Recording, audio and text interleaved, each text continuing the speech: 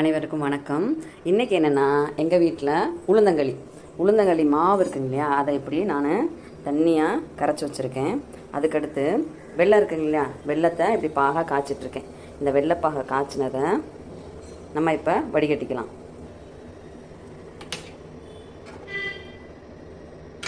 வெள்ளத்தை அப்படியே நம்ம பாக காய்ச்சி அதில் அப்படியே நம்ம பண்ண முடியாது, அதில் தூசிகள்லாம் இருக்கும். அதனால் நம்ம இப்போ என்ன பண்ணிக்கலாம், அதை வடிகட்டிக்கலாம்.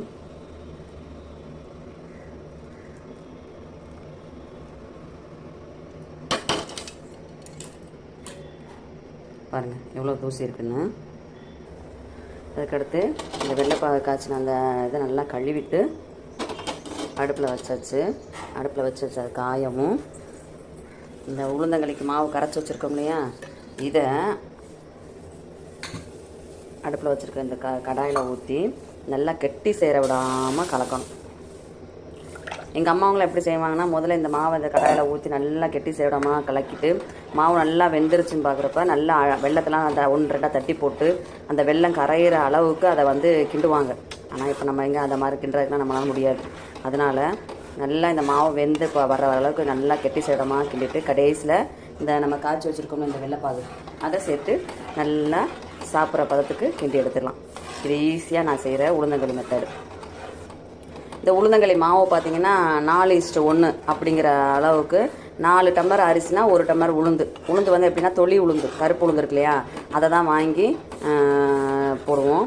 அந்த கருப்பு உளுந்தை லேசாக ஸ்மெல் வர அளவுக்கு லேசாக வறுத்துட்டு இந்த அரிசியை நல்லா கழுவி காய போட்டு எடுத்துகிட்டு இந்த உளுந்தை லேசாக வறுத்துட்டு அதில் கொஞ்சம் சுக்கு, ஏலக்காய் இதை மட்டும் தேவைன்னா சேர்த்துக்கலாம், இல்லாட்டி சும்மா அப்படியே கூட அரைச்சி வச்சுட்டு நம்ம அப்பப்போ நம்ம பிரேக்ஃபாஸ்ட்டுக்கு இல்லை ஈவினிங் டிஃபனுக்கு இந்த மாதிரிலாம் நம்ம உளுந்தங்களி கிண்டி நம்ம சாப்பிட்டா உடம்புக்கு நல்லது.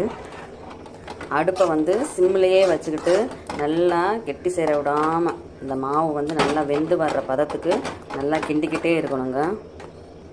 பாருங்கள், நல்லா மாவு வெந்து வந்துடுச்சு. இந்த சமயத்தில் நம்ம இந்த வெள்ளைப்பாகை ஊற்றலாம். வெள்ளைப்பாகை ஊற்றி நல்லா இதையும் கெட்டி சேர விடாமல் கிண்டணும். இந்த மாதிரி அதை கிண்டி விட்டுக்கிட்டே இருக்கணுங்க. இந்த வெள்ளைப்பாகை போட்டு நம்ம ஊற்றி கெட்டி சேவிடாமல் கிண்டினா உளுந்தங்களி ரெடி ஆயிடுச்சுங்க. சுவையான உளுந்தங்களி ரெடிங்க.